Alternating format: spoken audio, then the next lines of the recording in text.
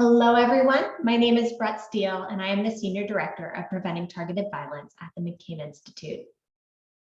Thank you for joining us for our first ever Prevention Practitioners Network Symposium. We have 2 days of programming planned with fantastic speakers, facilitated conversations, and the inaugural meetings for each of our network committees. As many of you know, the Prevention Practitioners Network will be a national network of interdisciplinary professionals dedicated to preventing targeted violence and terrorism and their impacts within the United States.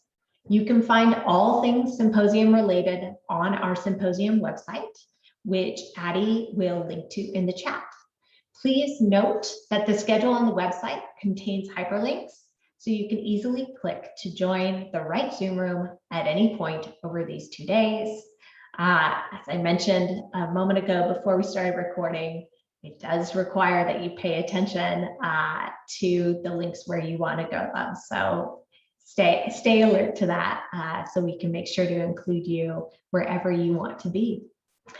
I invite you to pay special attention to the participant profile tab on the symposium website and read more about your fellow participants.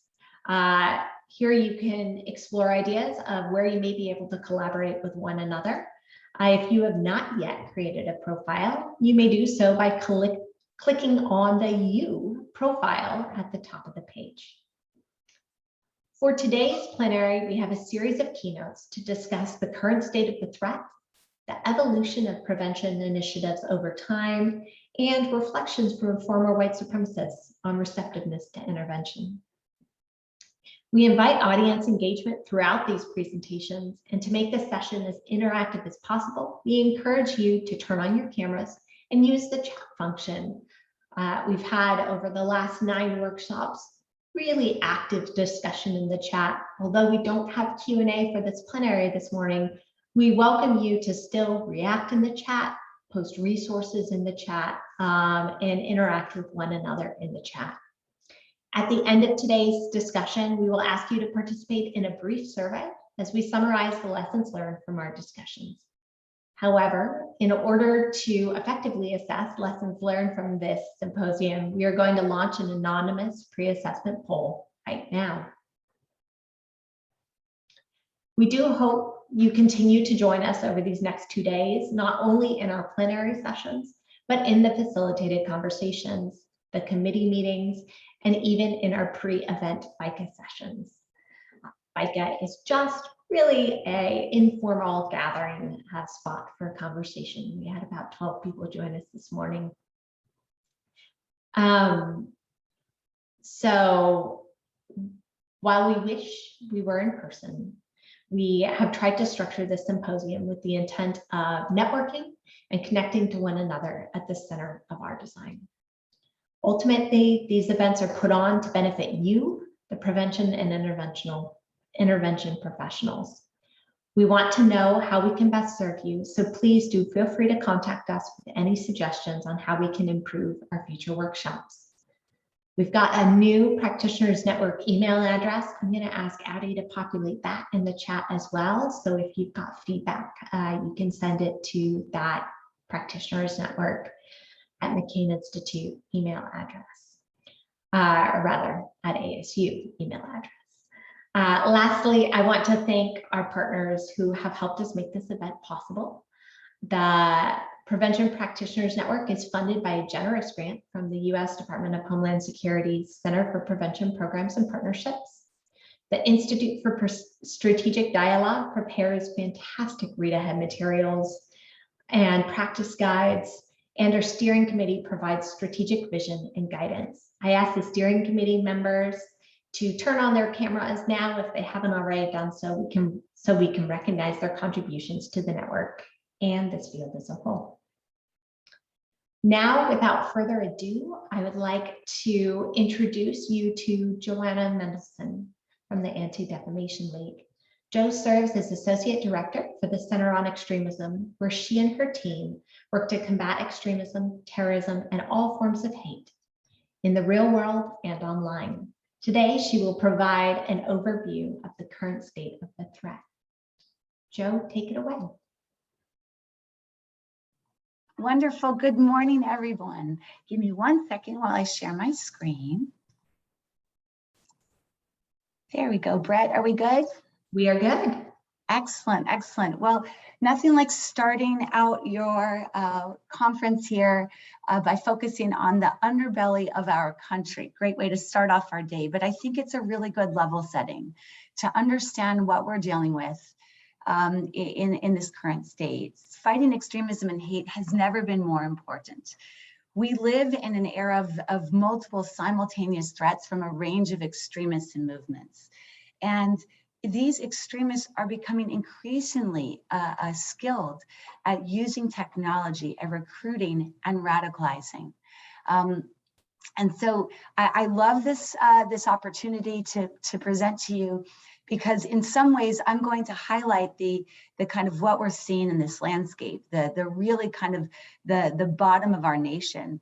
But you all are dedicated to helping to take that to the next level, the counter to fighting hate and extremism. And so the work at the ADL here is dedicated to shining a very bright light on those groups that operate in the shadows. We're working from the larger notion that sunlight is the best disinfectant to fighting hate. And so using that as our kind of mantra, ADL is dedicated to finding data sets to actually identifying the problem and quantifying the problem that we have facing our nation and across the country. Let me get to the next slide. The ADL is a leading anti-hate organization. We were founded in 1913, and really, decades ago, 100 plus years ago, it was a response to a rising climate of anti-Semitism and bigotry. And unfortunately, that motto and our efforts to stop the defamation of the Jewish people and secure justice and fair treatment for all sadly still holds true to today. The need for us to do work in order to affect change in our community. And so our work is to monitor, expose, and disrupt extremist activity, both looking in the shadows and those who are bold enough and increasingly sharing and bearing their ideology and views publicly, openly. Because what happens is that when you have a vacuum where leadership, where political figures, even tech companies help to contribute to this larger growing sentiment, extremist groups feel emboldened. And unless we immediately, directly, and vociferously address extremism, these groups and their ideology tends to fester. And so ADL trains law enforcement, thousands upon thousands of law enforcement to date, as one avenue, one of the tools in our toolkit in order to help educate and identify indicators and red flags. We work with tech companies, we work with legislators, helping to close the legislative loophole that we see across the country. We testify as expert witnesses to augment the prosecution, to help make strong statements against those perpetrators who act out in criminality on this violence. And so we kind of believe that there's not a single tool, there's not a kind of a magic wand that we can employ, but you all as practitioners and beyond are dedicated to also that kind of toolkit of understanding how we address and mobilize around the threats that face our nation. And so to give you a little bit of understanding, I think data is the best way to explain it. And anecdotally, we may feel and be, aware of the extremist incidents that plague our nation, that create, kind of front page news and result in horrific impact. But what we measure is domestic extremist related killings across all domestic extremist related ideology. And we've been counting this since 1971. And sadly, if you look back in that large time period, 4 out of the 6 deadliest years took place in the last 6 years, where incidents, whether or not it was the Orlando nightclub shooting or the San Bernardino attack right in our backyard, or Chattanooga or Charleston and Pittsburgh Tree of Life Synagogue, and finally the El Paso Walmart shooting. So each of these incidents really bring to light the kind of revving up, sadly, the body counts as extremists identify in terms of a check mark of success. And they all took place within the last 6 years. If you look at just last year, and as we close out the year end, we will have similar numbers for 2022. But as you look for 2021 and 2022, but if you look back, domestic extremist related killing in 2020, an overwhelming majority came from white supremacists, who were the key perpetrators of all domestic related killings. And back up, right-wing extremists in general are responsible for the majority of the fatalities committed in the name of a particular ideology. And then again, if you kind of scroll out a little bit, over the past 10 years, right-wing extremists have perpetrated the majority of extremist-related killings in all years but one, in 2016, with the Pulse nightclub Orlando shooting. And so we're talking about 429 people killed at the hands of extremists over this 10-year period, which amounts for 75% of those perpetrators being part of the right-wing extremist population. And so it's important when we're talking today about some of the threats facing our nation and looking to some of the perpetrators who represent perhaps the most the greatest danger, or kind of have kind of a track record, a steady track record of committing murders in our country. But if you also look back, we've seen extremists become more emboldened, and whether it's like, as I mentioned, that vacuum that has been created, where the guardrails have been lowered, where there's a sense of feeling one has arrived, whether or not it's the mainstreaming of hate, how the fringe rhetoric has become part and parcel of some of the language used by all levels of our country, how we talk about bigotry and racism and hatred, and how that ultimately has kind of created a normalization, or perhaps almost a sense that kind of a fatigue in the kind of the fire hose of content that is coming out related to this. And so we see extremists not necessarily shielding their ideology, hiding themselves behind the Klan robes of days of yore, but who are communicating their ideology and their belief system out in the open. And you look back at the Unite the Right rally, for example, we saw real world mobilization of extremist actors. We saw individuals who marched in the streets yelling, "You will not replace us." And that refrain was changed to "Jews will not replace us."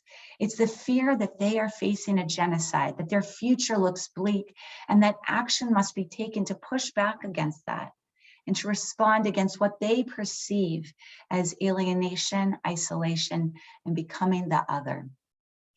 And how do they do that? Through technology. And through weaponization of the capability that we have today, whether or not they're accessing the vulnerabilities or creating new avenues in order to carry out their message. Look no further than the Christchurch attack, where 51 Muslims were gunned down at 2 mosques.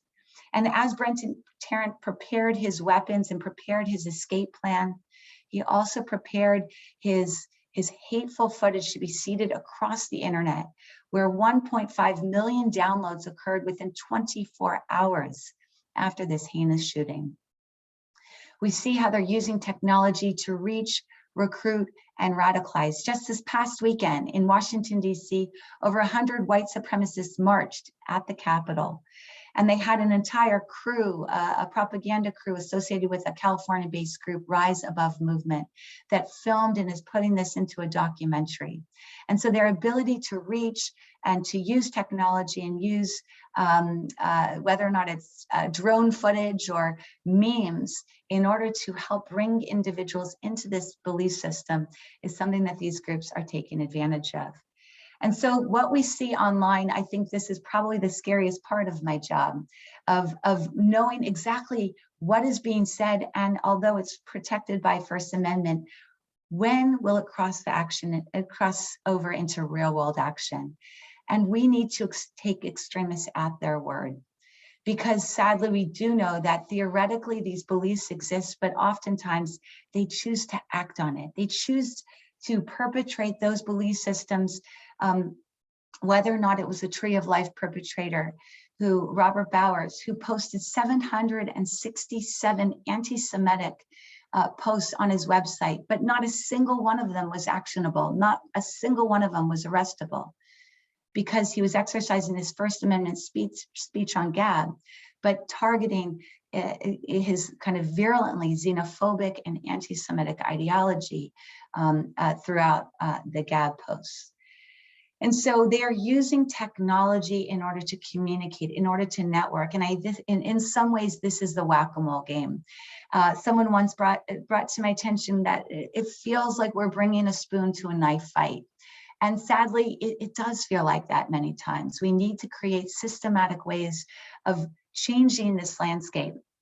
But it's not easy. There's no simple solution, because as extremists are forced off of some of these mainstream sites, they go into these decentralized avenues and communicate in these echo chambers. And so we see this evolution going from mainstream sites to encrypted, to dark web, to spaces that are harder to track, harder to get intelligence information. It does decentralize their voice, but those tried and true and those who are committed will continue to find a way to communicate. And so we are working and pushing strongly against groups like Facebook and Instagram and all of these other mainstream sites that are giving a platform for some of the most vitriolic and hateful content online. But as they do that, they're forced again into these other spaces, and the act of deplatforming, although it does have a positive effect, there is some elements where it also creates kind of a reverse area of concern for us as well.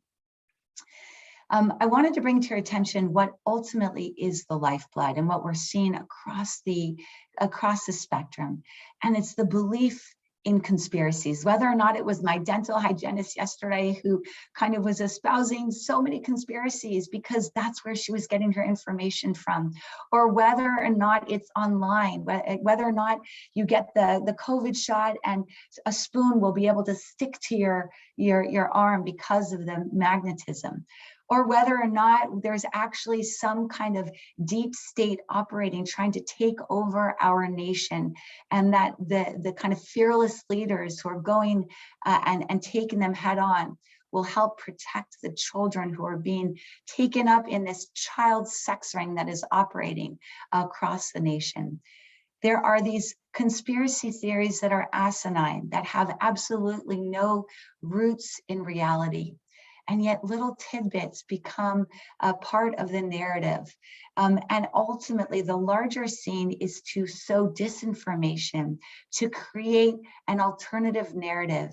And that this is not only expressed by extremists, by mainstream people who are looking for sources of information, and who, whether or not it's coronavirus or the politics or the election, any single current event becomes something that is questioned, and that is kind of this extremist narrative is injected into that. Whether or not it's the coronavirus was actually kind of a tool of the Jews in order to depopulate, or whether or not all Asians were blamed and held collectively responsible for COVID.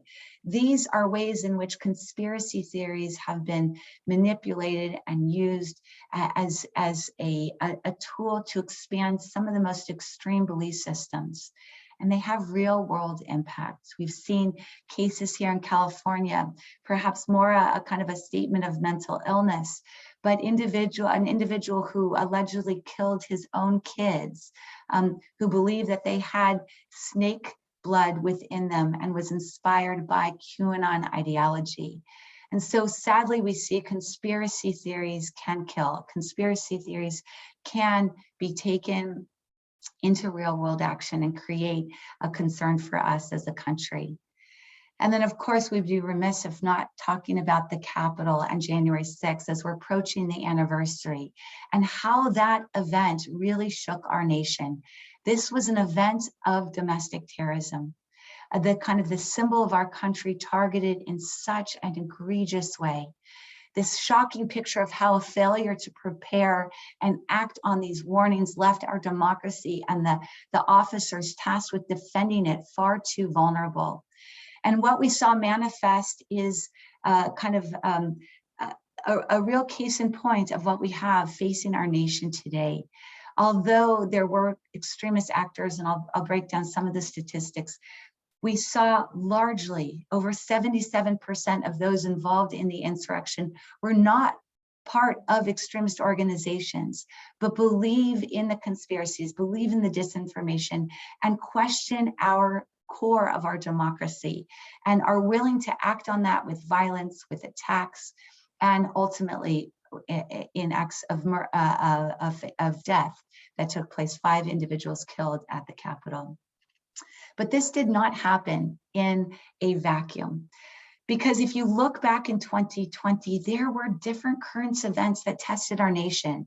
We wrestled with a pandemic and the subsequent lockdowns, Black Lives Matter protests throughout the summer, and a deeply contentious election cycle that was characterized by political discourse and vitriol. We saw plots to kidnap a governor who was instating healthcare measures in Michigan.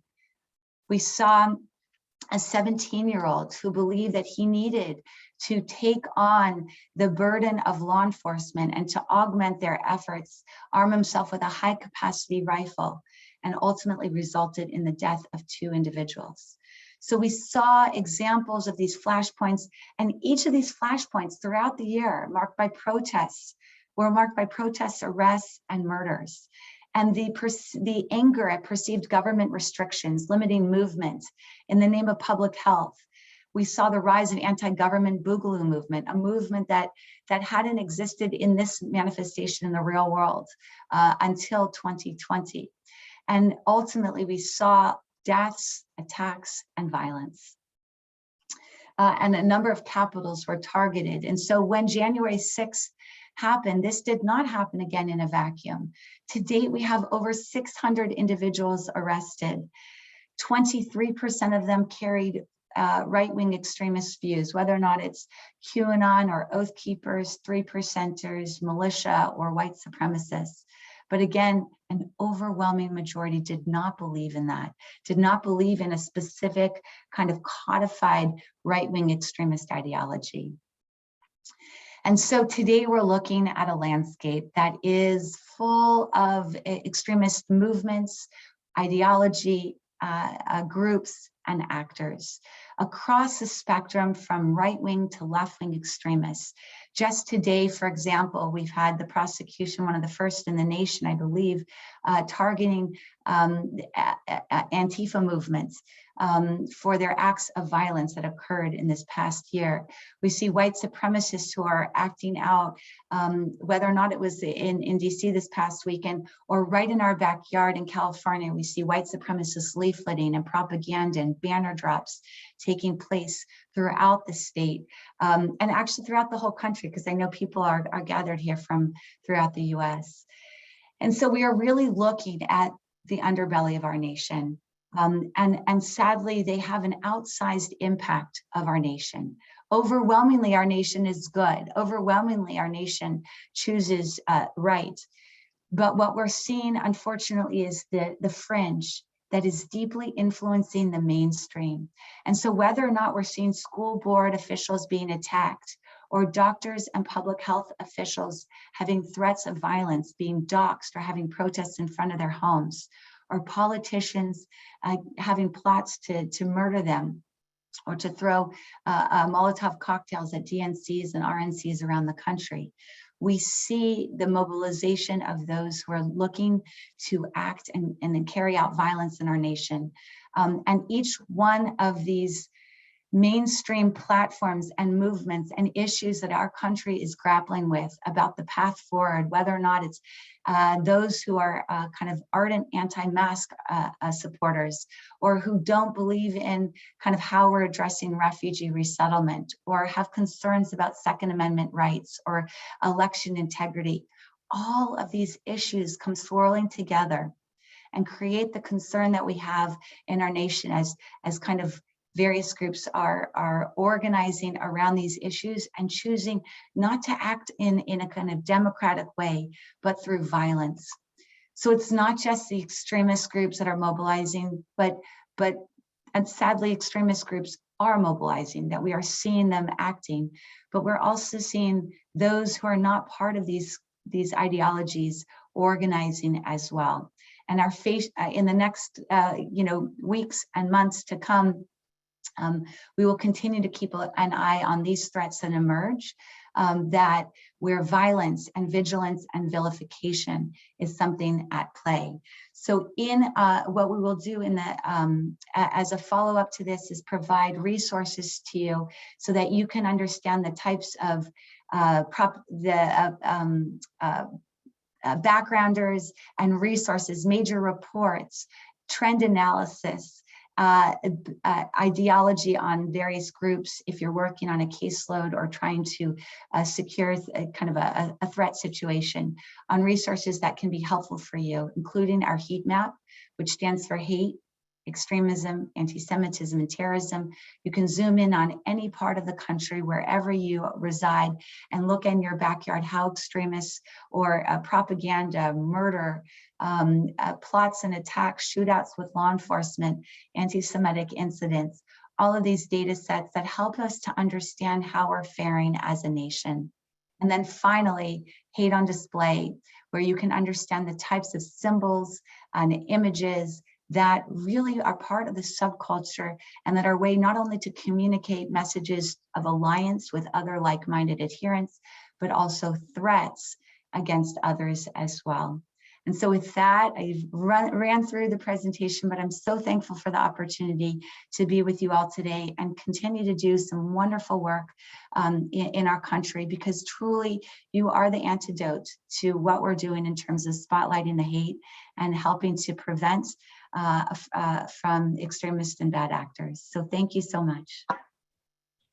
Thank you, Joe. That was an incredible overview. And I know it's a huge task to cover that much landscape in the time we provided.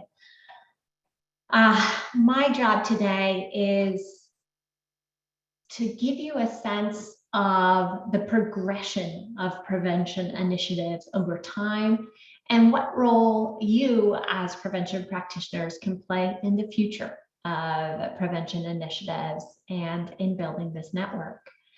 So as Joe said, this work has never been more important as we're facing multiple simultaneous threats.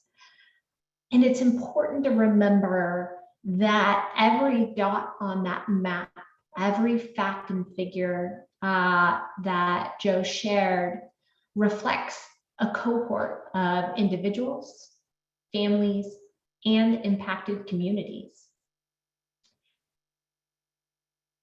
Recently, programs across the United States have begun adopting a public health model that focuses on involving community members, actively listening to communities, understanding their specific needs, and ultimately implementing public health approaches to service delivery that address early risk factors for the prevention of any number of forms of negative outcomes, including violence.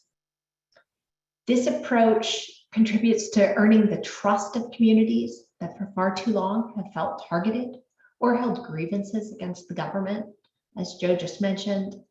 And the public health approach also invites community members to be a part of the solution rather than being viewed as part of the problem. While we're seeing this approach really get traction across our country, we didn't start here. And I want to be honest with ourselves about the progression that we've gone through and what we've learned over the last several years of prevention and intervention programming. During the first decade after September 11th, the US built and implemented a robust counterterrorism architecture to stop attacks.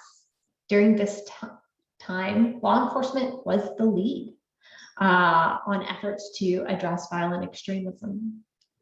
During the Bush administration, they had a national security strategy in 2006, where prevention was identified as an important pillar to the approach of combating terrorism. But the approach at that point in time to prevention focused on strengthening communications and public diplomacy and developing messages and strategies to discredit terrorists and their ideology. In 2011, the United States adopted a domestic countering violent extremism strategy for empowering local partners to prevent violent extremism in the United States. This strategy focused on enhancing federal engagement with and support to local communities that may be targeted by violent extremists, building government and law enforcement expertise for preventing violent extremism, and similar to the earlier approaches, countering that violent extremist propaganda while promoting United States ideals. Following the Boston Marathon bombing in 2013, the federal government turned to local leaders in Los Angeles, Minneapolis, and Boston to pilot comprehensive local frameworks. This was the first time we as the federal government, I was at the Department of Justice at the time, went to local leaders and asked them to include psychologists, psychiatrists, social workers, educators at the table in building these comprehensive local frameworks. They look different in each city, and that was a really important lesson learned from that approach. There's no one-size-fits-all approach to prevention in this country. Los Angeles used a community engagement model. Minneapolis used a holistically focused societal approach. And Boston implemented one of the first individual intervention programs in the country, a multidisciplinary team called Community Connect. While these initiatives were implemented with the best of intentions, they struggled to gain public trust. And the programs were negatively affected by inadequate funding, lack of kind of comprehensive program objectives, and there were concerns raised by Muslim, Arab, and Sikh and South Asian community members that some of these efforts made them feel stigmatized or may have contributed to divisiveness within communities. In 2016, the US government created what was then called the Countering Violent Extremism Task Force, which really started this pivot toward public health approaches to preventing violent extremism across the country. In 2016, we also launched an implementation plan that sought to ensure that all stakeholders had knowledge and tools that they needed to prevent individuals from supporting or committing an act of violence.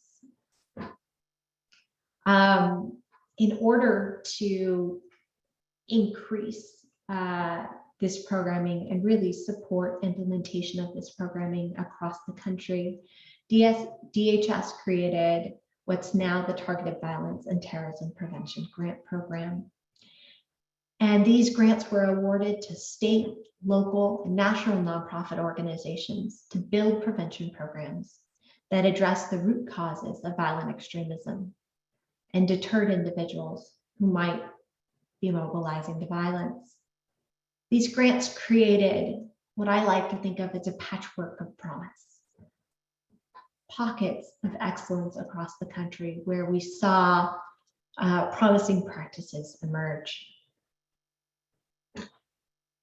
As we built these programs in 2016, as we worked with all of these local leaders to establish comprehensive local prevention frameworks, we sought to learn from past programs. Some of the lessons learned included that programming must be evidence-based. It must be informed by the latest research. And that research can draw from other fields. We can draw from suicide prevention. We can draw from all of the work that's been done in terms of preventing homicidality and even preventing human trafficking and other forms of violence, active shooter incidents. So the work must be evidence informed, and we can draw from other disciplines in advancing what we're learning in this field. We also learned that law enforcement intelligence operations must be separated from community engagement activity in order for that community engagement work to build trust with the communities they seek to serve. We learned that public health approaches show a lot of promise in addressing targeted violence and terrorism at the primary level of whole of society, at the secondary level where individuals may have greater risk, and at the tertiary level where individuals may consider mobilizing to violence or may in fact have already mobilized to violence, and we're looking to disengage individuals from that violent behavior. We've also learned that smaller localities don't necessarily have the resources to develop standalone programs, and that's okay. There are efforts at the local level, like crisis intervention teams or multidisciplinary threat assessment and threat management teams in schools that can help provide that threat assessment piece. And there may be 211 call lines at the local level or other Safe to Tell type programs out of Colorado that create that safe place for people to reach out for resources. And there may be referral networks like 211 and others at the local level that already exist that can refer individuals to services that may address their needs. And all of these efforts can be stitched together in a local comprehensive framework rather than requiring localities to create something new and different for violent extremism. We can train up existing approaches rather than starting from scratch. So by employing this approach, we also expanded prevention efforts to address both targeted violence and terrorism. This allowed us to promote greater awareness among practitioners and stakeholders and bring more stakeholders to the table. Not everyone wants to think that there's a risk of terrorism within their school, for example. But given all of the school shootings we've seen over the last 20 years, there's a recognition that there's always a risk of violence. And how can we work together across programs to mitigate that risk of violence? So I've talked a lot about local prevention frameworks, and these have evolved over time and grown as this discipline of preventing targeted violence and terrorism has grown. Local frameworks today include public awareness. They include community engagement that convenes the broadest possible set of stakeholders across different across different sectors. They include threat assessment and threat management, that case management support over time where you can really ensure that individuals are getting the resources they need. And following through as an individual's needs change over time. And finally, support services, those referrals out to services and following up with those individuals and aftercare. How do we ensure that individuals who may disengage from violence or may get support through early intervention programs continue receiving the support they need over time, and those check-ins and support over time as well. We've seen promising efforts at universities, at local and national nonprofit organizations, law enforcement and mental health co-responder models, and county mental health services. There's no one-size-fits-all approach. But we've seen this promise, and we here at the Prevention Practitioners Network hope to convene the conversation so we can all learn from one another. Everyone on this line has so much to add to this conversation, and that's why the programming today allows for that exchange. We really hope you participate in the facilitated conversations and participate in that exchange. So where are we going from here? The Prevention Practitioners Network seeks to lower the barriers of entry for new practitioners and raise the standard of practice across the field. We do this through regular workshops and symposia, sharing the latest research in read-ahead materials and practice guides, and fostering collaboration among practitioners. As the network develops over the next year, we plan to launch a directory of providers willing to accept targeted violence and terrorism prevention referrals. I used to get calls from everyone from US attorneys, FBI, SACs, judges, probation officers, parents in crisis, national nonprofits saying, I've got a kid in crisis in this city. Who do we know who can help? We're creating that directory so that everyone on this line can find providers based on region, based on specialty, cultural competency, language, whatever you need. We're working to create that directory of providers. We'll be launching a national awareness raising campaign, particularly tailored to parents, guardians, and concerned adults.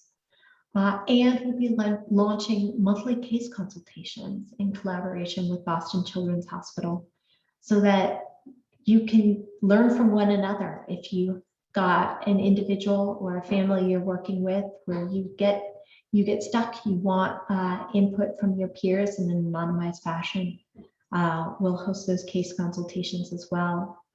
I'm calling on each of you to get involved and take ownership of this emerging network. Connect with fellow practitioners during the facilitated conversation and identify opportunities to collaborate well beyond this workshop. Join a committee and contribute to formation of the network. These committees are meeting for the first time ever today and tomorrow. This is your chance to get on the ground floor and shape what this network looks like for the future. Join the directory when it launches, and most importantly, recruit your friends and your colleagues to join this network as well. There's a role for everyone as we build this network, and we look forward to working with you as we write the next chapter of prevention programming together. So that concludes my remarks, and I want to take at this moment to turn to Arno Mcallis. Arno is a former white supremacist and really a leader in the Hammerskin Nation. And he exited the movement long ago, founded a publication called Life After Hate, founded a nonprofit called Serve to Unite in partnership with the son of one of the victims of the Gurdwara attack in Oak Creek, Wisconsin, and now partners with Parents for Peace in their programming. And we asked Arno to speak from his personal perspective as someone who participated in these movements historically. Where were those opportunities for intervention, and where might he have been receptive to different approaches to intervention along his journey? So Arno, I turn it over to you.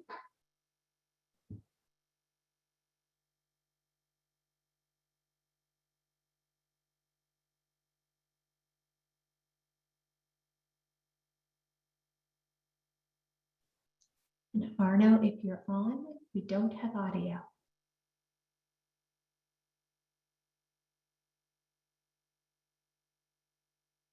All right, so it looks like we may not have Arno here today.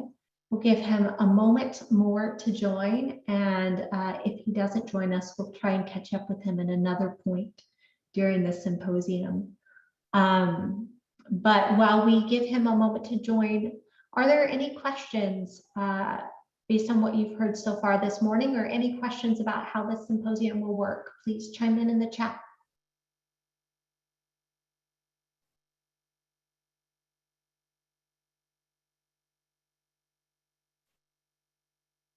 It's a quiet group. Hi, Brett, it's Amra Shabatul Reyes. First of all, thank you for organizing this. I really appreciate the effort on your part to bring us together as a community. If you could take a minute, since we have time, to talk about the structure for the committees. I got some invitations today. I might not be able to join meetings given the short notice on the timing. At least tomorrow. I know I'm teaching, but I would love to remain involved. And if that is the case, how does that happen? And secondly, what is your goal for these committees today? For instance, fundraising committee, are we to look at strategic opportunities for us to join efforts in applying for grants, or program planning, I believe one of the committees? What is your goal there in terms of our contributions? I would just love to hear your direct insights. Absolutely. So Addie, if you can go ahead and repopulate the website link in the chat so it's top of mind for everyone. If you've opened this website link over the last couple of days, I encourage you to refresh it now. Addie has been very hard at work, constantly making additions and improvements to the website.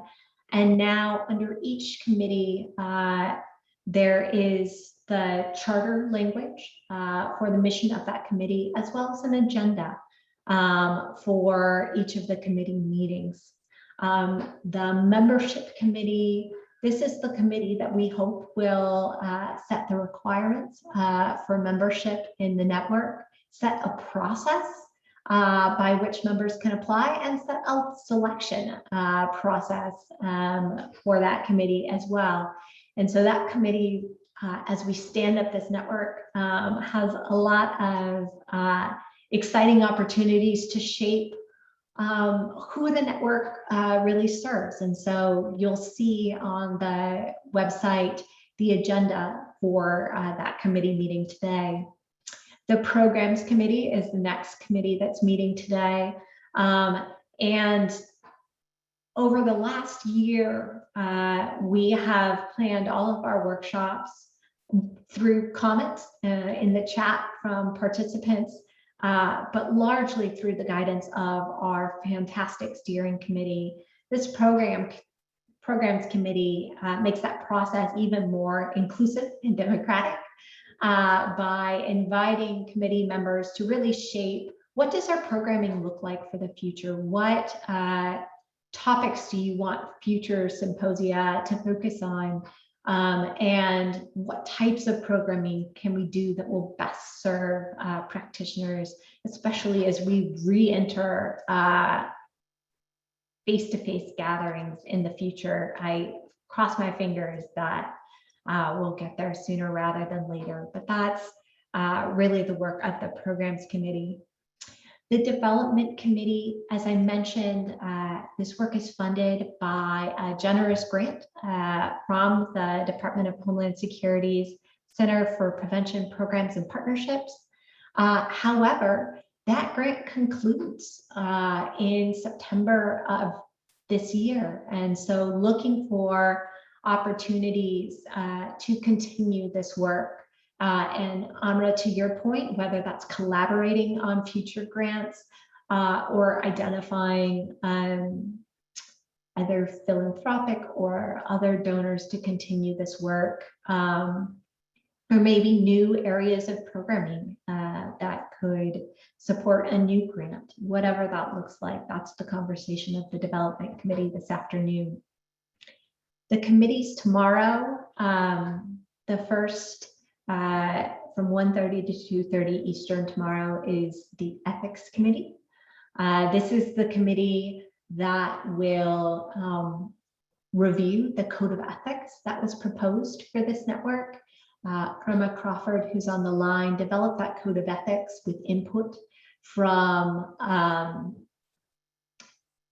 the social work code of ethics, the psychologist code of ethics, psychiatrist code of ethics, and other relevant disciplines. So we want to review that code of ethics, kind of affirm it for the network as a whole. And we also want to set procedures for if there are ethical concerns raised about any members, and also set a process for appeal if there are ethical findings against members. And so really building out that process. Jim Marley on our steering committee has been an incredible help in as we think through how to build that process for this network. And then finally, we've got the Public Relations Committee. We are hoping to expand the pool of clinical professionals willing to accept referrals for targeted violence and terrorism across the country. And in doing that, we need to do direct outreach to associations of school psychologists, National Association of Social Workers, Forensic Social Workers, American Psychological Association. There's so many relevant Association of Threat Assessment Professionals. I know many of you are members of ATAP. Do outreach to those relevant associations and build this network over time. And that's what we're looking for strategy-wise from the Public Relations Committee. All of these committees will be staffed by my team at the McCain Institute, but we're looking for active participation from network members, as well as leadership from network members. So those are the conversations across the different committee meetings today. This is the first meeting, but by no means the last meeting. So if you're unable to join the conversations today, we still welcome you to join those committees. Let us know that you want to join those committees so we can continue to invite you to future committee meetings.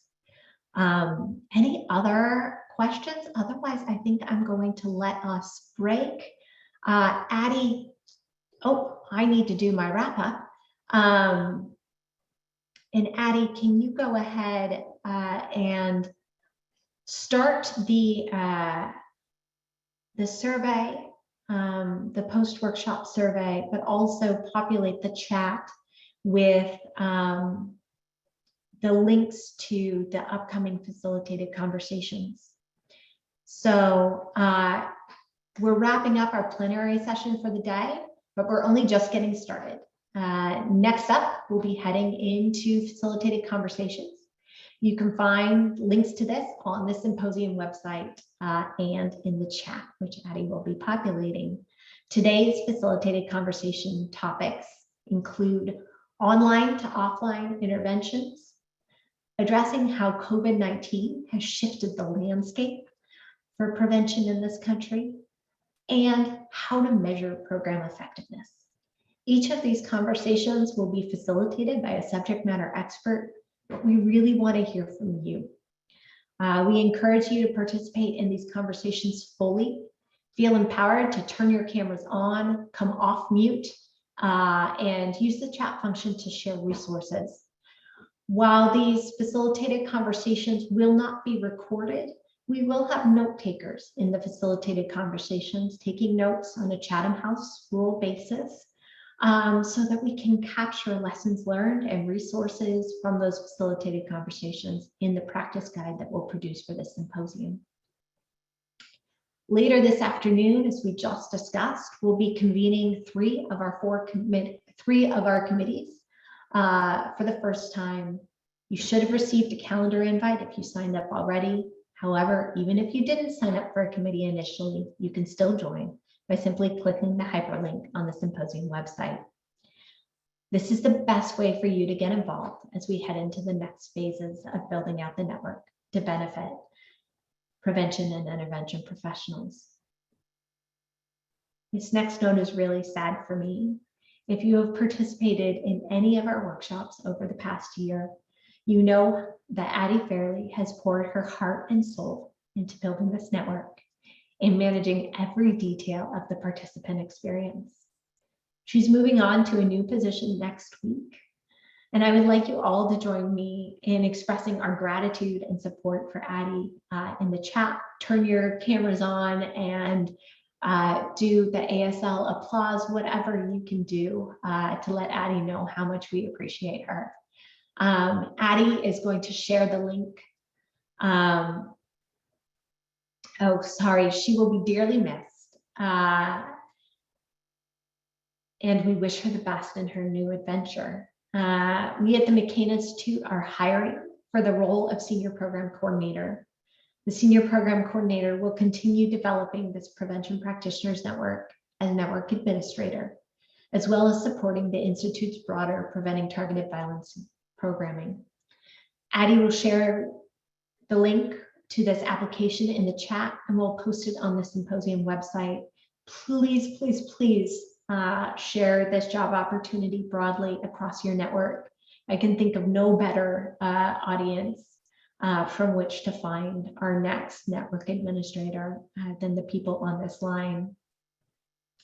I now invite you to click the corresponding link for your facilitated conversations. If you have any technical difficulties, please contact Irma and Addie at practitionersnetwork@mccaininstitute.org. They're going to populate that in the chat. Thank you again for joining us today, and we hope to see more of you later today and tomorrow. The facilitated conversations will be starting in,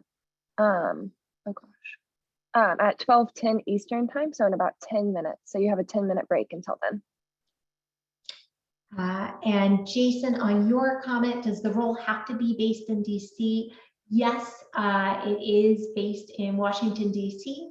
However, we do have flexible work arrangements that we're working on now that allow for at least a few days of work a week of remote work to maintain some of that flexibility we've all come to appreciate during the pandemic.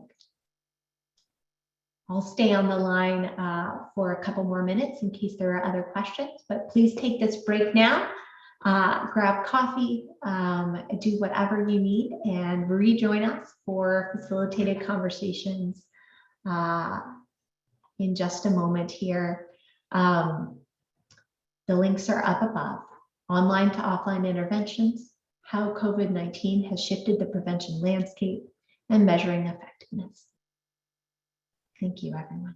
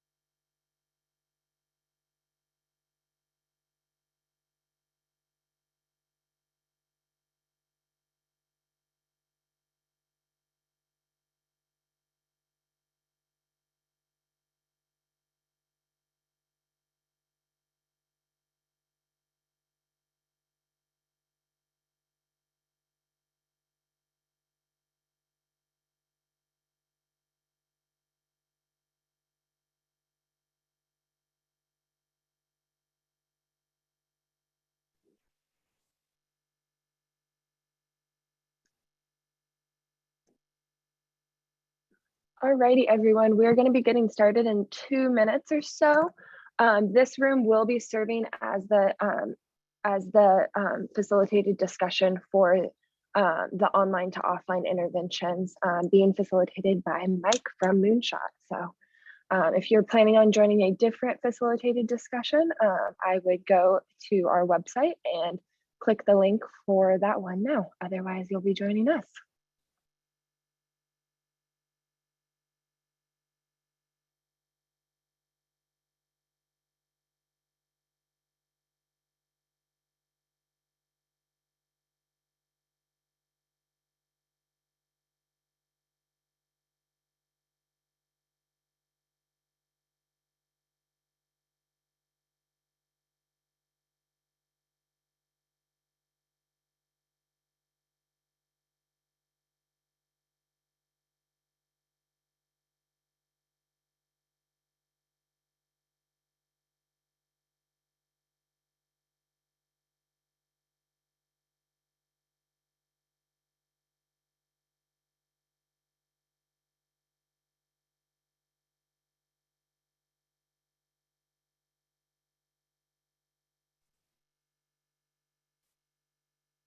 Hello, everyone.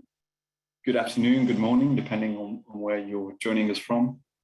Welcome. This is now going to be the facilitated conversation session, looking at online, offline interventions, as Adi just mentioned. Welcome. Thank you for choosing to participate in this particular session. I fully understand that some of you may be looking to jump into the other sessions partway through, which is absolutely fine. If you are planning to do that, you may want to tailor your contribution accordingly. We certainly wouldn't want to miss out on your insights and perspectives. If you're planning to jump across, we'll have around 45 minutes to discuss online, offline interventions and how we as prevention practitioners can support these types of interventions to be more effective, more ethical, and more impactful. Adi will be kindly taking notes. I'm not sure if they'll be distributed in some format afterwards, but rest assured that your comments and insights will be captured. So who am I? My name is Mike Burgess. I'm from Moonshot or Moonshot CVE, as some of you may know us. We recently rebranded to drop the CVE element. We're a social enterprise tackling online harms, such as violent extremism in all its different guises, disinformation, gender-based violence, child sexual exploitation, and other harms and violence types. And we do this by taking an evidence-based ethical approach with a specific respect for human rights. We deliver projects around the world that provide insights and analyses. We do online campaigns, interventions programming, and a lot of capacity building as well. We work with global NGOs, governments, tech companies in this endeavor. And we also work extensively with delivery partners, often as part of consortia.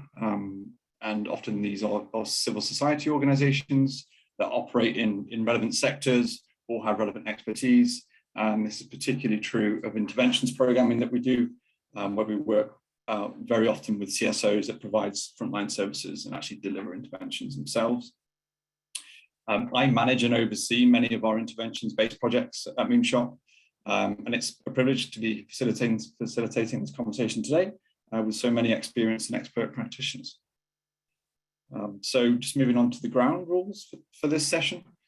I'm going to be acting as more of an air traffic controller rather than a pilot. I want to help steer the conversation along rather than actively steering it myself. Please do share your insights and opinions freely and openly, as I'm sure you will do. We can all learn from each other's perspectives and experiences.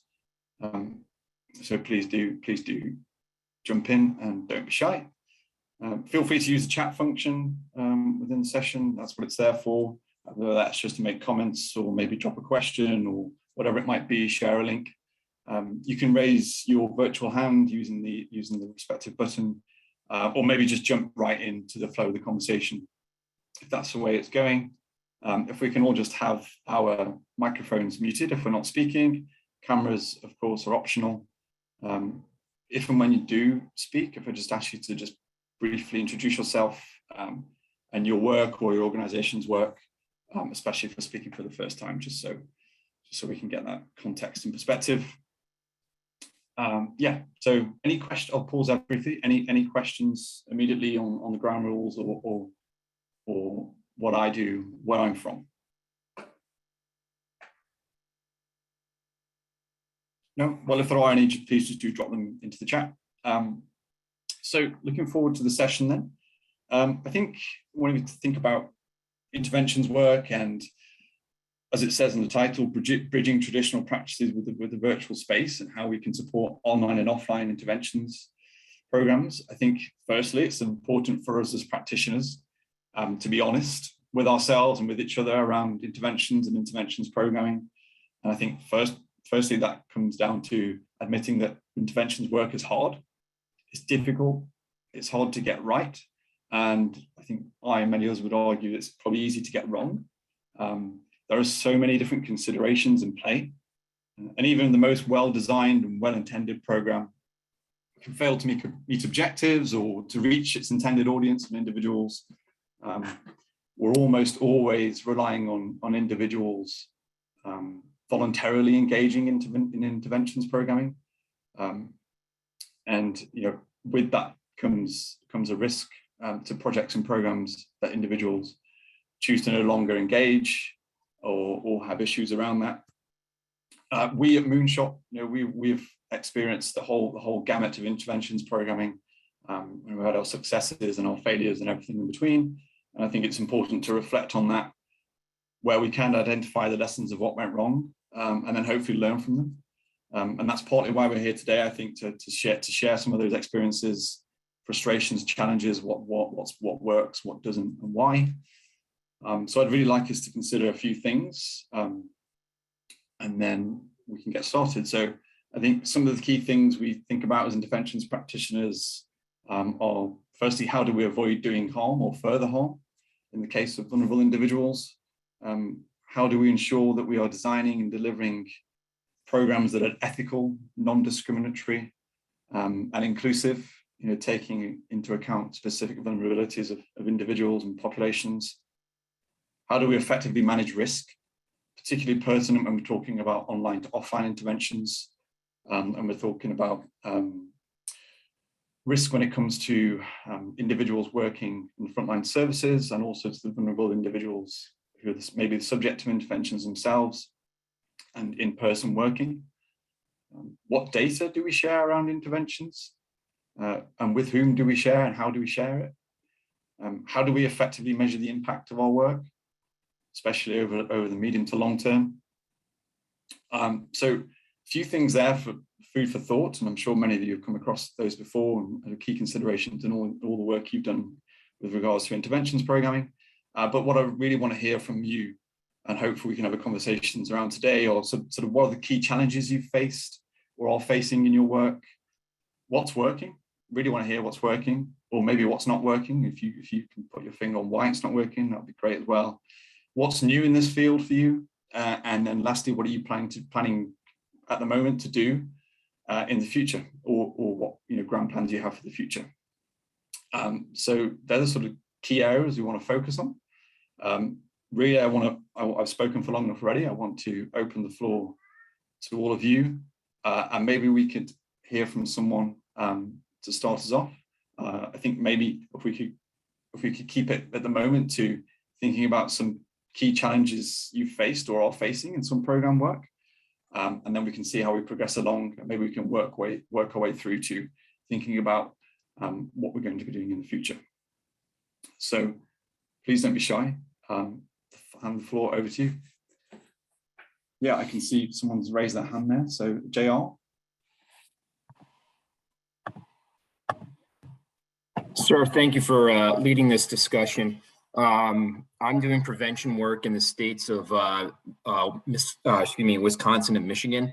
And one of the challenges that I'm coming up against that I would love to hear people's input on is engaging with my rural counties that may be not just geographically separated from our urban centers, but also maybe some other aspects of society separated.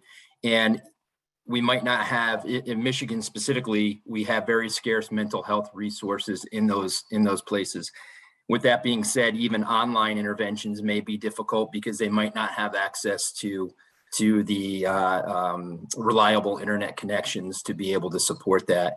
So how do we, without resources in there, engage to gain the trust of those communities and then lead prevention efforts in those communities? And I'm just trying to look for other professional expertise into that.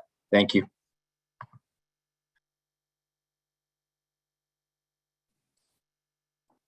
Thanks, Jay. A really important question there. And I think key point is, how do we reach those vulnerable populations, especially when you think about online in areas of low connectivity or areas of people who suffer from social isolation, I think is a key challenge. And so really keen to hear from others on their perspectives and perhaps helpful advice on this.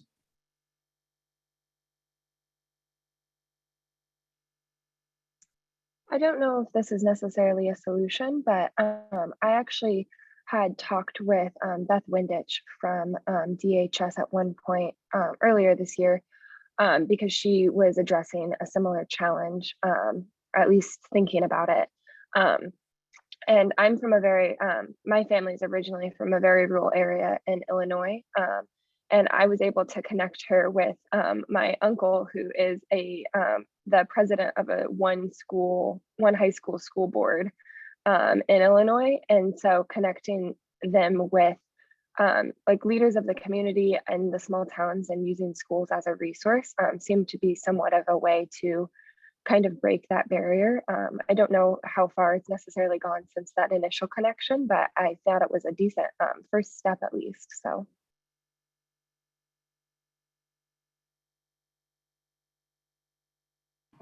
Thank you. And Beth is my coworker and colleague in the next state over. So thank you so much.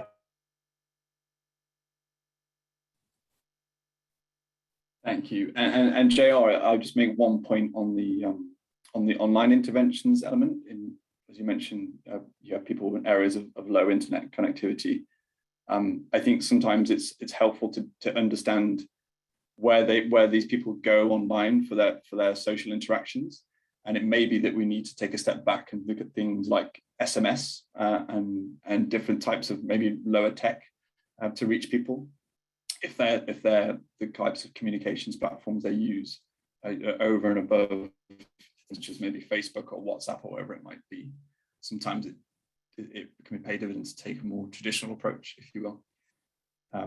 But thanks, Joe. I'm really interested to hear other challenges people are facing.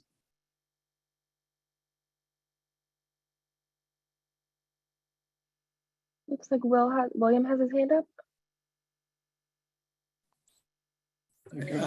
Yeah, I don't know how valuable this is. Thank you, Addie. JR, good to see you. I was just thinking that geography is one part of our identity, right? Where we live and where we're from, but people have other facets of their identity that allow them to network across geographies. And so maybe for geographically distributed communities, finding another important identity to use as the entree. So I'll keep this very, very brief. I'm starting a part of a new veterans organization, and we're hoping to work with Dave, who I think is in this working group, and try to use the identity of veterans as a way to start to engage one another and build a community of trust between people who have similar backgrounds, in this case, experiential backgrounds as veterans, as a way to create community that transcends geography. So there might be other versions of that kind of story or that kind of approach. Thanks.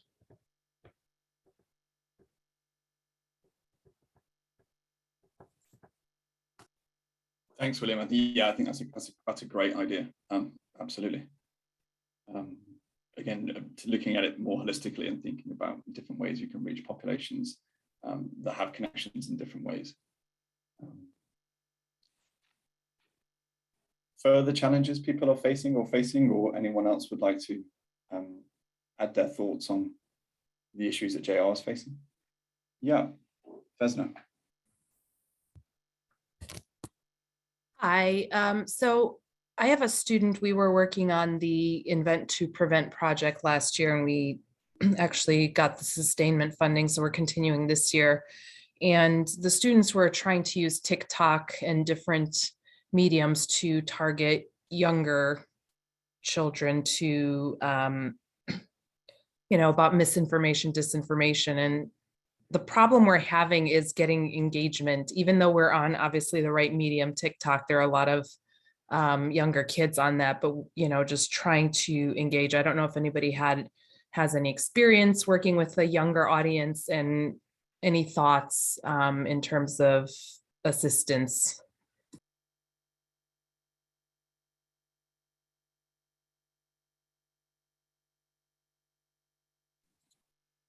Thanks, Vesna. I think that's a really interesting and difficult question, and great to hear that people were using, the students were using TikTok to try and reach an audience. And yeah, trying to reach them on that platform, I think is particularly difficult, but we always want to try and meet our audience where they reside, especially online.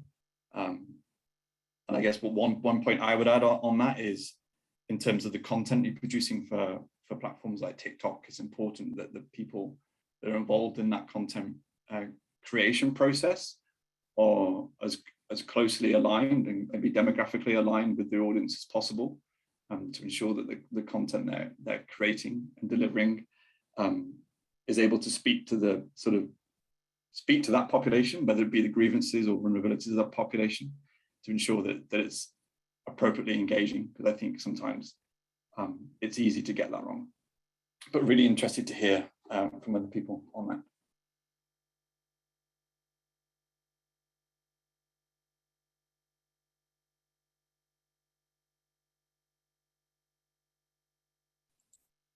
Has anybody else had any experience recently of using novel platforms like TikTok to try and reach audiences, or content creation, and have struggled with it?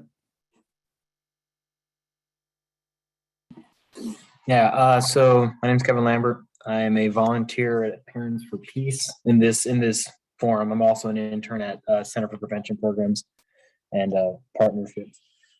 Specifically, I've been helping set up a peer support network for families whose loved ones have turned to violent extremism, and trying to engage them via Discord. I'm running into the identical issue of engagement. And a big part of it for me has been, okay, if one medium of engagement, which was Discord, isn't getting their engagement, what other ways can I connect with these parents? So they're a lot more receptive to email. They do definitely check their emails. I've done I do a weekly check-in with them on Mondays and Tuesdays, and that's sort of where they connect me. So my strategic plan is to take that attention and then redirect it towards the Discord, where I can create a lot of different services, create video meetings, in that way. So I'm not sure if it helps with TikTok, because that's a very different sort of platform than Discord, but that's sort of my strategy right now. And hopefully I'll get engagement. If not, I'll try something else. Oh, thank you. That's helpful. We can always also try to target the parents at the schools to try to get the kids involved. So. What's your age range, Dr. Markovic? So they were looking at 6th to 8th graders, but I think we kind of are looking at maybe even a little bit wider, just because you have to be 13 to be on TikTok, right? And they're sharing all kinds of information. Case in point, I just got a Snapchat from my nephew who's 14, and it's about these animals that escaped from the zoo at Lincoln Park Zoo, and they showed these videos, and the first thing I did was Google it, and it's not true, and I found a fact check site that I sent to him and hope that he'll share it with other people who are sharing the video. But it's so easy for them just to share the content and just click resend, and that's what we're trying to focus on to get them to verify the messages before they amplify them.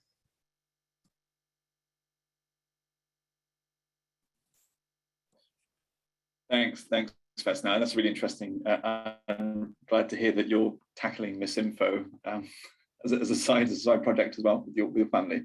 And a good point there by Emily in the chat there about making me exploring the option of using influencers, and yeah, kind of conversation about how we define influencers for particular audiences on TikTok maybe. But I think it's a good option, and focus groups as well. It speaks to the point I was trying to make around having the content as engaging as possible for the audience by having people similar to that audience being able to create it will be part of the process at least. Really happy to hear more comments of that ilk or on that subject, or hear fresh challenges that people are facing at the moment or have in the past.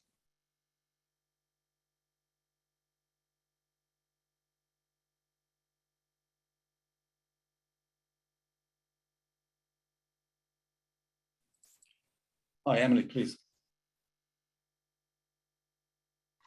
Hi, I'm Emily. I'm the Associate Director of the Research Department at the Simon Wiesenthal Center in Los Angeles. Mine is like a preemptive question.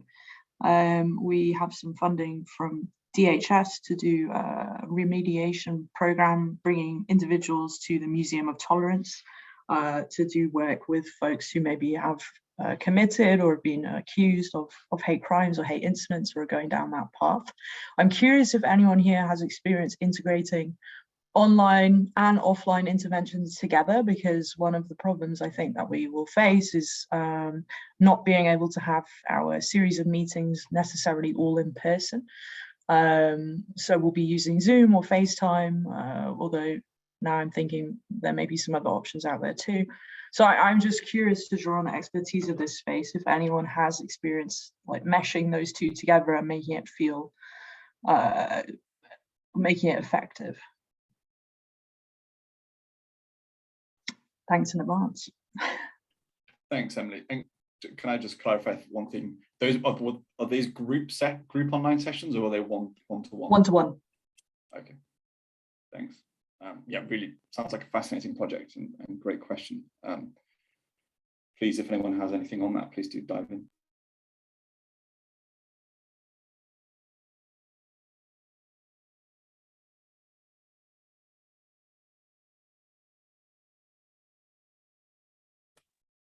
What is the age range, or what is the demographic? That might also help answer that question, how to approach it. So our funding covers youth and adults, so it could basically be anyone, just to make life easier. I suspect it could be middle and high school students, and then the adult population, I think we'll kind of figure out as we go. I can give you a contact with Professor Dr. David Schroeder in Connecticut. He used to bring tour groups down to the Museum of Tolerance in New York, and they were like frat boys and kind of those types of groups. So he might have some insight into this. So if you're interested, if you just send me a private message, I'll connect you. Absolutely. Thank you very much.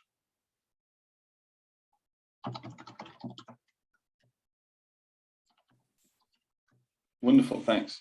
Happy to hear more responses to Emily's situation there, or if not, then maybe just the last couple of minutes on any further challenges that people are facing at the moment. Can I jump in, y'all? Please.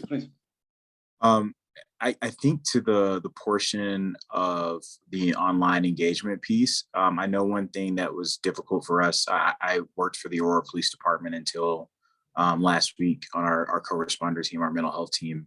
There was a lot of Zoom fatigue in general, and particularly when it was coming to interventions and doing services virtually, we were really struggling to keep a lot of people engaged in a one-to-one setting. It was actually a fascinating question earlier, because I think it was a lot easier when we were doing group work. It was almost more engaging. I would, if you have, I think maybe someone in your network who's a social worker or some sort of provider that's been doing those one-to-one, yeah, I think any kind of counseling or anything like that, and they have any strategies of keeping people plugged in one-to-one engagements, I think that might be helpful. but that, I mean, that's definitely a real challenge. I'm sorry, I'm not really giving you a solution.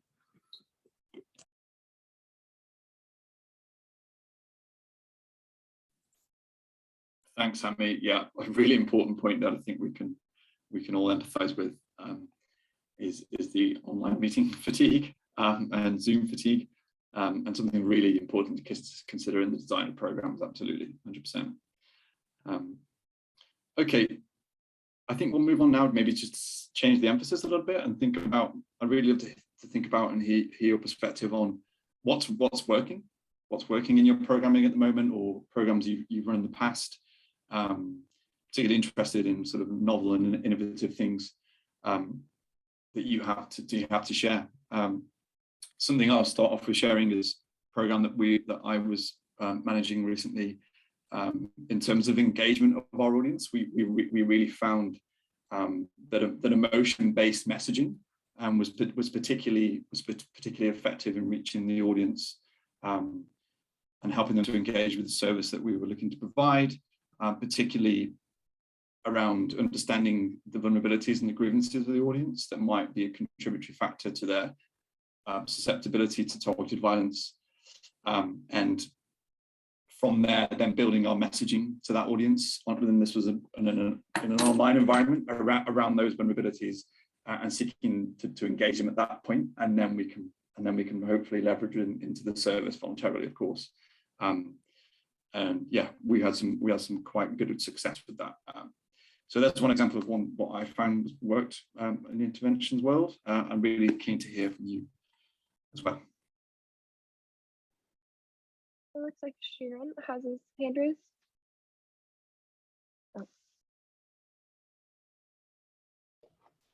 Sorry, I hope you don't mind. I'm just going to leave my camera off. I look a bit like a gremlin today. So I do want to say, though, maybe a bit of a hopeful note in terms of funding. I'm no longer sort of on the program side, and the organization that I was working with is the Government of Canada, and part of the funding that we provide, much to Canadian sort of reputation, it's very inclusive of folks who are not Canadian but tackle this sort of subject matter. So it's called the Community Resilience Fund. There was an information session on it earlier in November, but you are welcome to email folks at the bottom of the link that I will share with you. And the funding can go into millions, really, essentially, depending on the work that folks do. So I'm just going to pop it in the chat here, and I'll stop there. Thank you. That's really great. Thank you for sharing.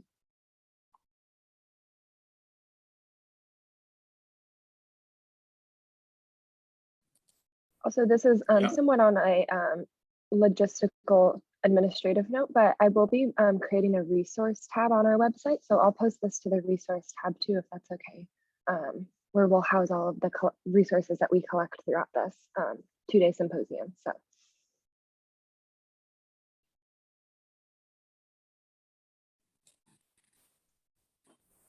Thanks, Annie. Yeah, we're really keen to hear from participants around what's working, what's really effective for you at the moment. Please.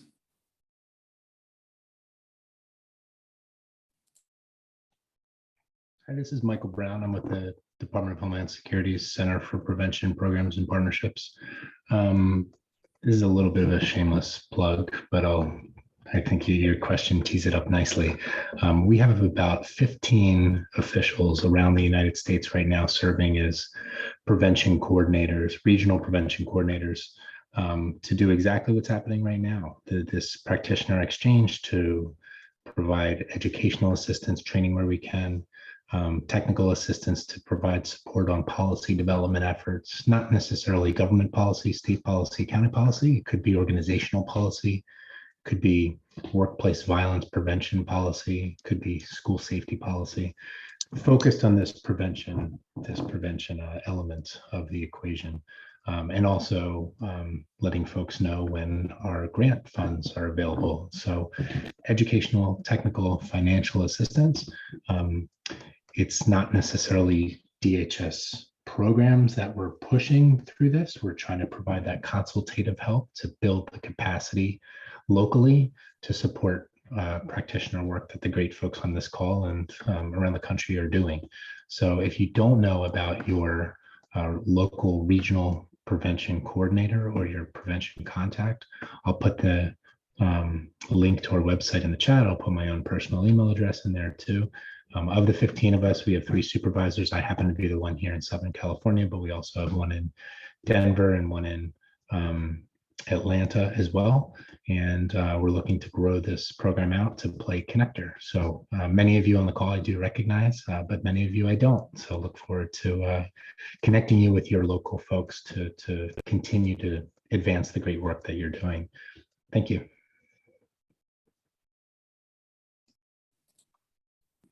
Thanks, Michael. Yeah, very welcome public service announcement there, and hopefully people can connect with the local prevention coordinator. I hope it wasn't too shameless there, Mike. No. I'm really glad you were able to communicate it, because there'll certainly be some people that were not aware. Yeah, still happy to hear from others on this subject, especially like what's working, what you found is really effective for you at the moment, or if you have anything to share that might be helpful for other people on the call. Or even if it's just something interesting that you've been working on, it's a grants program or wherever it might be at the moment that you're happy to share.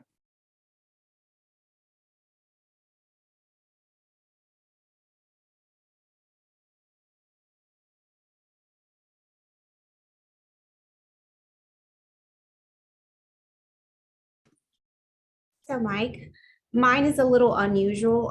I'm from the public health and nursing and medical science. But one thing that I wanted to say from my own experience was that you have to be creative. One of the organizations that I partner with actually delivers meals to the homeless. And in doing so, we actually connected with Muslim Civic Society. And that created a space for us to be able to then address hate-based violence in that particular community. So one of the things that has really been helpful for us is just creating connections in places that you wouldn't think you would have a networking capability, and just becoming creative with all of the resources. I worked at a cancer center, and one of the grants that we got was for a van to drive people who were vulnerable to violence and vulnerable in terms of poverty and vulnerable to having insecurities of all types to come into the office. And in that partnership, we were given a contact information for a person that actually ran a violence prevention program. And so one of the things that I would say is I would encourage everyone to do is just get creative, reach out to everyone that you can on that list, even if you feel it may not be related. There's a very high likelihood that they can connect you to someone that can help you and can expand that network and can provide you with those online to offline capabilities. Because for us, everything is done online in reaching the homeless and those that are vulnerable to violence. And then that offline intervention happened with the Muslim Civic Society. So just be creative and reach out to everyone, every single connection that's given to you, because that will definitely be beneficial in more ways than you think. Thanks, Emma. Wow, what an incredible example. And thank you for sharing that. And I 100% concur with the sort of the concept behind it of being creative and thinking about meeting and reaching your audience in their environment, not necessarily your preferred environment. And yeah, they really like the Meals on Wheels approach, going out and delivering that online to offline side of things. So thank you for sharing that. Does anyone have any questions for Irma and that particular initiative, or anything else they'd like to add in a similar vein?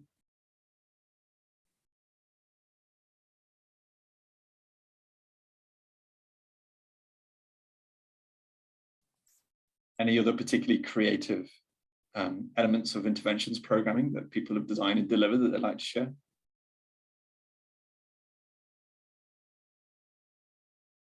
I know we some years back at Moonshot piloted interventions and online to offline interventions where we sought to reach an audience online that was vulnerable to far right extremism, and we were looking to then offer them offline access to gym sessions as part of using sport as an intervention,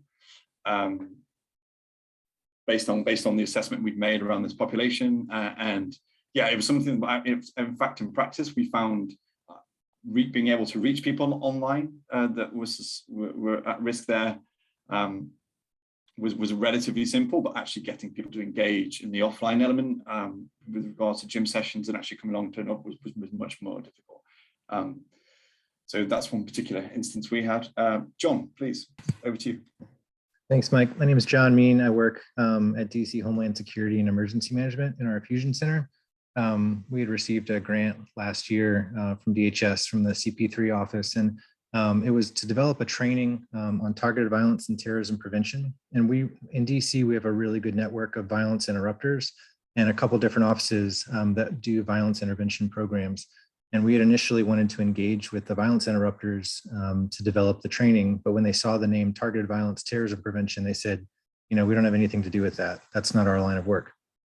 So we spent the year developing the training. It was an online tool that is going out to all of our first responders in the city. So our fire EMS, our MPD, our Office of Unified Communications, and the Office of Violence Prevention got the training and looked at it and said, wow, this is great. We'd love to get this out to our violence interrupters. And we said, oh, great. We've been trying that for a year.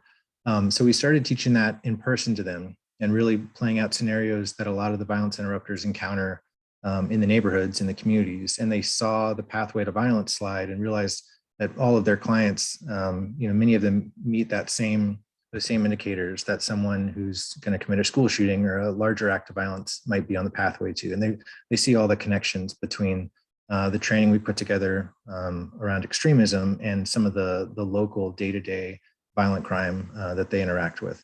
And so we've been teaching that now in person with our violence interrupters, and over the next year, we'll be rolling that out so they all get it. But I thought it was a good example of something we created online. Originally, there was not a whole lot of buy-in from the violence prevention team members in the city, just because of the wording associated with the training. But once they saw the content, they were able to sort of grasp it and understand how it could impact the day-to-day work that they do around violence prevention. Thanks for sharing, John. I think that's a fascinating point. I think, like as you said, like the framing of an initiative like that, when presented to other organizations and third parties, yeah, they may turn away because it has the label of counterterrorism or whatever, counter extremism, wherever it might be. But the vulnerabilities and sometimes grievances that underpin the vulnerability and susceptibility of that audience cut across different types of extremisms and violence. And it's important to remember that as well. So great that you're able to get that to all those first responders. And thank you for sharing. Karen, over to you.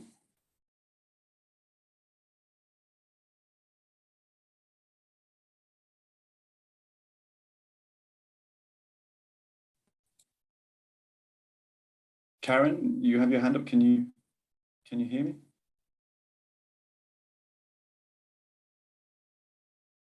If you're talking, we can't hear you. I see that you're, oh, there we go. Has to unmute.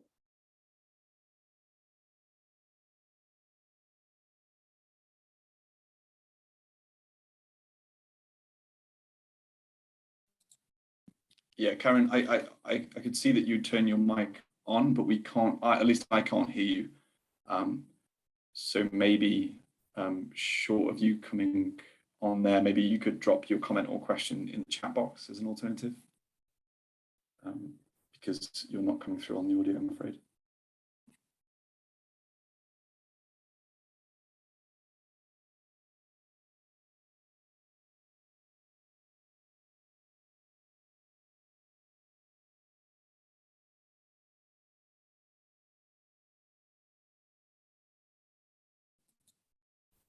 And in the meantime, if anyone else would like to add anything, please go ahead. Particularly interested to hear from people with regards to future programs and initiatives that they have planned for the future. Anything creative that is in the works that you're planning to roll out. Yes, Sammy, please. Sorry, I'm kind of in between what you just brought up in the conversation that we were just having. So I know that we were talking about doing interventions online and also engagement online. But I know one thing that kind of came up a few times in the past 2 years, particularly engaging with folks who adopt conspiracy theories. There would be times when we would do an in-person intervention and we'd leave a person with our personal information, or like our work information, and our cards would end up in like our professional information, email, stuff like that would end up in message boards for conspiracy theories, or groups where folks like sort of exchange conspiracy theories. And there were a few incidents where some like pretty mild doxing occurred. And I'm kind of curious, like what, like in an age where not only are we having to engage with people online more too because of COVID, but again, so many people are spending so much time online in the way that they engage with social groups. Like, what are folks doing to protect themselves and their coworkers in this space when it comes to this kind of stuff?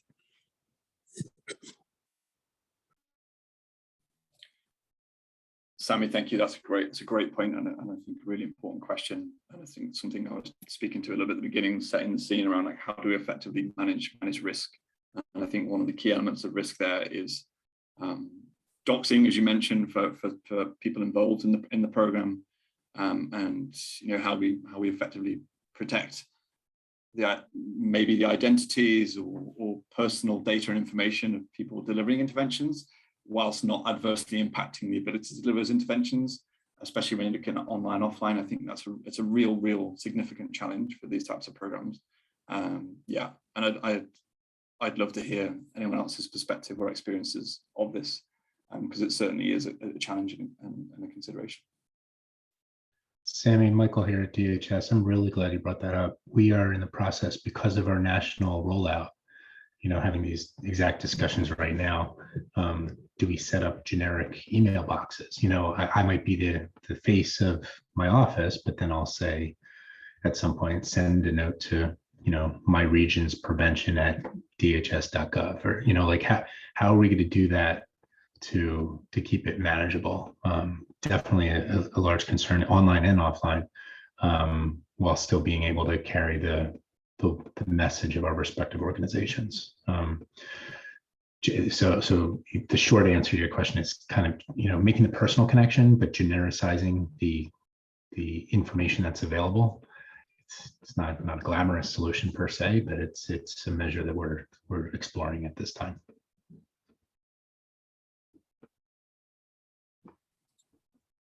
Thanks, Michael. Yeah, I agree, and I think something we've tried in pilots we've run before is pseudonymizing the names of interventions providers, especially when they're delivering interventions online, and just putting things in place as far as you can to help protect interventions providers themselves.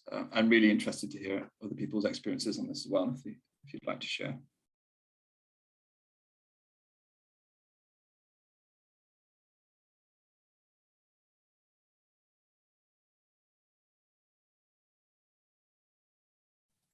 Or indeed any other risk focus.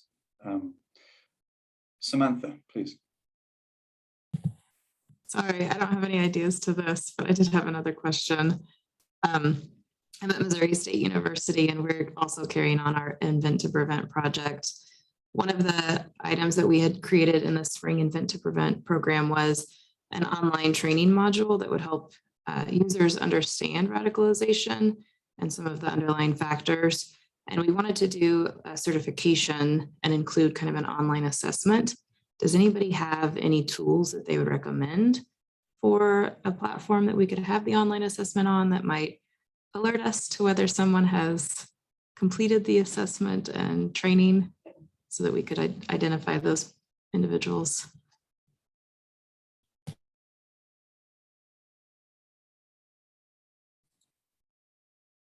Thanks, Samantha. And so are you talking about a specific platform that would allow you to do that, or a program that exists that's sort of off the shelf? Yeah, either way. Our university uses Blackboard as our LMS system, but it's hard to get community members access to that. So if there was something that was a little bit more accessible, that would be awesome.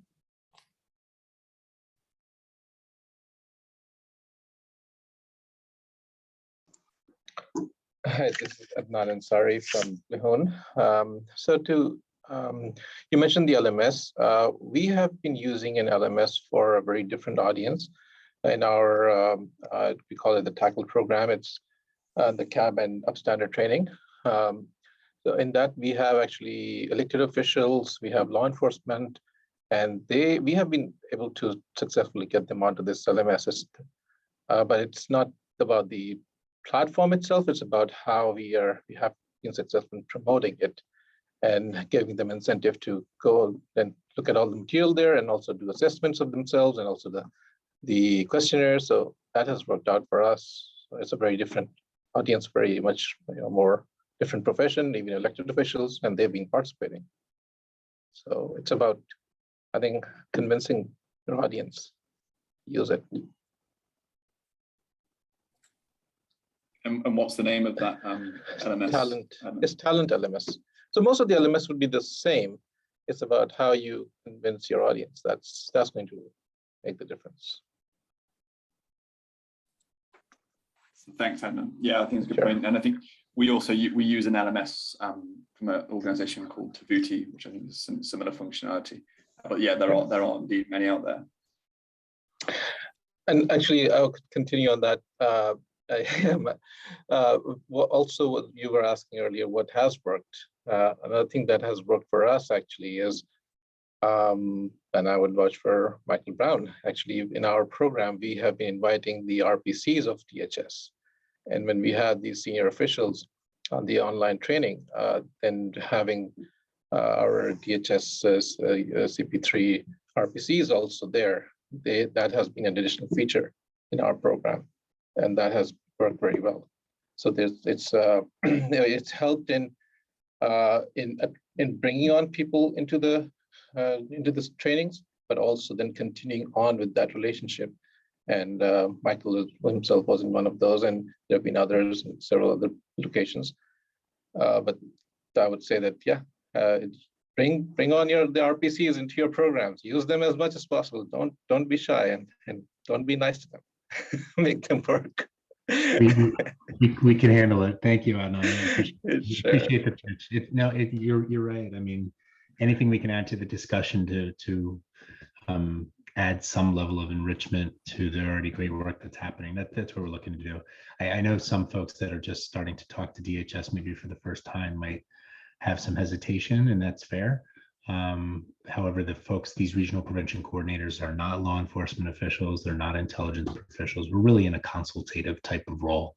So happy to connect anybody with their respective regional RPC to do exactly what you're saying. So really appreciate the pitch. I promise I didn't make, I guess we could say we are paying Adnan because he's a grantee, but I didn't pay him to make that comment.